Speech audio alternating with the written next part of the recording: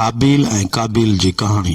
कादर मुतलक जी ज़ात पाण सगोरन सल्लल्लाहु अलैहि वसल्लम जन खे हुकुम फरमायो त तव्हां अहल किताब ऐं समूरी उम्मत खे हज़रत आदम अलैहिस्सलाम जे 2 पुटनि जी हिकु सचे किसे बाबति आगाह करियो।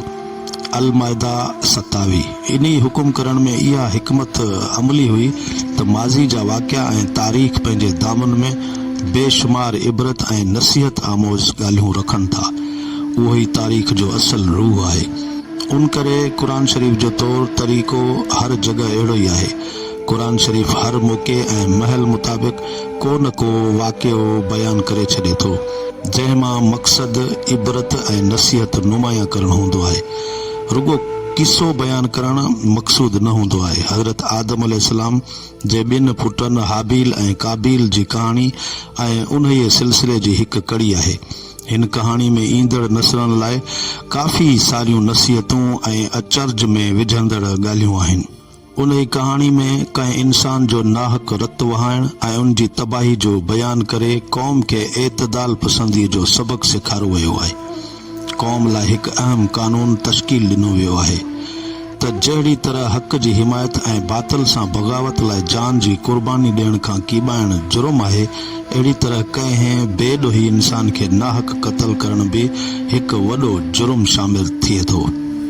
असुल किस्सो हिन रीत आहे त जॾहिं हज़रत आदम अलैहिस्सलाम ऐं बीबी हवा दुनिया में तशरीफ़ फरमा थिया ऐं इंसानियत जी नस्ली वाद वेझ शुरू थी, तॾहिं बीबी हवा खे हर हिकु हमल मां 2 ॿार पैदा थींदा हुआ, हिकिड़ो छोकिरो ऐं ॿी छोकिरी।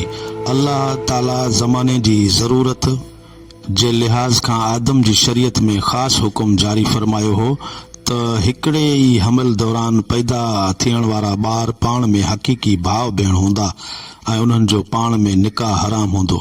अलबत्ता ॿिए हमल मां पैदा थियल छोकिरी ऐं छोकिरा सॻा भाउ भेण न हूंदा, तंहिं करे उन्हनि जे विच में निकाह जाइज़ हूंदो। पोइ थियो ईअं जो काबिल सां गॾु पैदा थियल भेण हसीन ऐं जमील हुई ऐं हाबिल जी सॻी भेण कोझी हुई। कानून मुताबिक़ काबिल जे हाबिल जी सॻी भेण सां ऐं हाबिल जी काबिल जी ख़ूबसूरत भेण सां शादी रथियल हुई। काबिल पंहिंजी भेण जो हुस्न ऐं जमाल ॾिसी हाबिल ते नाराज़ थी वियो ऐं ज़ोर भरण लॻो त आऊं पंहिंजे ई सॻी भेण सां लाऊं लहंदुसि। हितां खां हुस्न परस्ती जी इब्तिदा थी।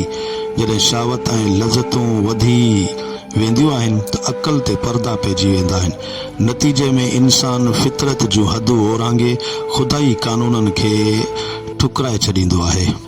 हाबिल ऐं काबिल जी कुर्बानी। हज़रत आदम अलैहिस्सलाम शरई क़ाइदे जो लिहाज़ कंदे काबिल जी रिथ रिथियल क़बूल न कई। ॿिन्ही भाइरनि में सुलह कराइण लाइ ही फ़ैसिलो कयईं त तव्हां गॾिजी अल्लाह साईं जे हुज़ूर में पंहिंजी पंहिंजी कुर्बानी पेश करियो। जंहिंजी कुर्बानी क़बूल थी उन जे ई हक़ में फ़ैसिलो क़ाइमु कयो वेंदो। अहिड़ी तरह इंसानियत जी तारीख़ में पहिरियों केस दाख़िल थियो ऐं पहिरीं अदालत क़ाइमु थी, जंहिंजो जज हज़रत आदम अलैहिस्सलाम पाण हो। जवाबदार ऐं फरियादी संदसि पुट हुआ। उन ज़माने में कुर्बानी जी क़बूलियत जे लाइ अलहामी दस्तूर हूंदो हो त कुर्बानी कयल शइ कंहिं बुलंद जॻह ते रखी वेंदी हुई। जेकॾहिं आसमान मां बाहि आई ऐं उहा शइ सड़ी रख थी वई त सम्झो वेंदो त कुर्बानी क़बूल थी। जेकॾहिं ईअं न थियो त सम्झबो हो त उहा कुर्बानी क़बूल न थी। ॿई भाइर पंहिंजो केस विढ़ण लाइ कुर्बानी जी तयारियुनि में शुरू थी विया। हाबिल वटि रिढनि ऐं ॿकरियुनि जो धण हो, सो हुन पंहिंजे धड़ मां हिकु बहितरीन घटे जो कुर्बानी लाइ चूंड कई। काबिल जो धंधो ॿनी ॿारो हो। हुन सड़ियल ॻरियल गाह जी भरी खईं। ॿिन्ही पंहिंजी कुर्बानी हिकु वॾे डूंगर ते रखी छॾी। हज़रत आदम हथ मथे खणी अल्लाह साईं खां दुआ कई त आसमान मां जोत आई। हाबिल जी कुर्बानी सड़ी वई ऐं काबिल जी कुर्बानी ते को असर न थियो। काबिल खे नाकामीअ सबबा ॾाढी रसवाई थी। साड़ में अची भाउ खे चवण लॻो त तूं मुंहिंजी भेण सां शादी करण तां हथ खण या वरी मौत खे मुंहुं ॾे। जॾहिं माण्हू मुफ़ाद परस्त थी वेंदो आहे त सभु कुझु विसारे छॾींदो आहे। सवाब, गुनाह, चङाई, बुराई ऐं हक़ नाहक जो फ़र्क़ु वटसि रहंदो ई कोन आहे। नतीजे में हू कानून, ज़ाब्ते ऐं इख़लाक़ जूं हदूं ओरांगे झेड़नि ऐं झगड़नि जा बुनियाद विझंदो आहे। हुन जो अकल, मोहब्बत, ज़रूरत ऐं मीठा जे मयारनि खां अंधो थी वेंदो आहे। अहिड़ी तरह क़ौमनि जी तारीख़ में काबिल सभ खां अॻु हसद ऐं साड़ जो बुनियाद विधो। पंहिंजी नियत जी खोट ऐं मन जी मेराण सबबि हाबिल खे क़त्ल करण जी सिटण लॻो। यादि रहे त कंहिं बि क़ौम जी फ़र्दनि में जॾहिं हसद ऐं साड़ जी बीमारी वधी वेंदी आहे त उन क़ौम जे फ़र्दनि खे पंहिंजूं नालाइकियूं ऐं कोताहियूं नज़र न ईंदियूं आहिनि।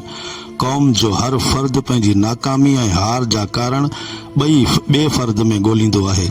क़ौम जो हर फ़र्द बाहिमी इंतकाम ऐं बदिले वठण लाइ तयार थी वेंदो आहे। अहिड़ी तरह हिकु मज़बूत ऐं बावकार क़ौम छड़ोछड़ थी पंहिंजी हैसियत विञाए खोखलो थी वेंदो आहे। अञा हाबिल ऐं काबिल में छिकताण जारी हुई। ओचितो मौक़े जो फ़ाइदो वठंदे काबिल जे साम्हूं शैतान ज़ाहिर थियो।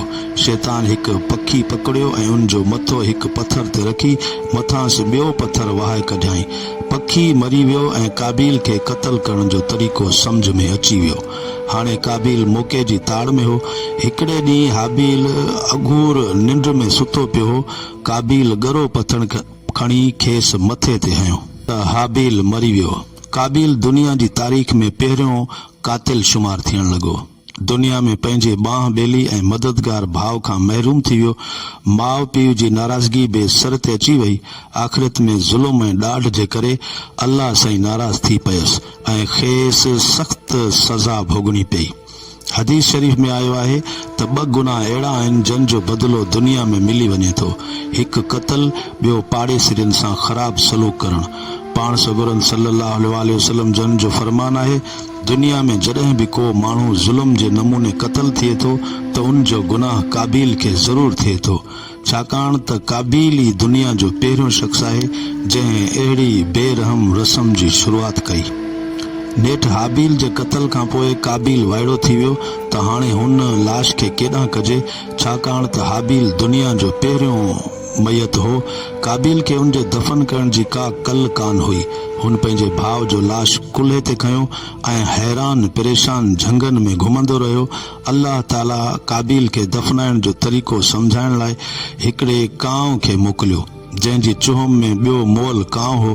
कांव छा कयो जो मोल कांव ज़मीन ते रखी पंहिंजी चुहम ऐं पेरनि जी मदद सां खॾु खोटियाईं ऐं मोल कांव खॾ में रखी मथां मिटी वराए पूरे छॾियाईं।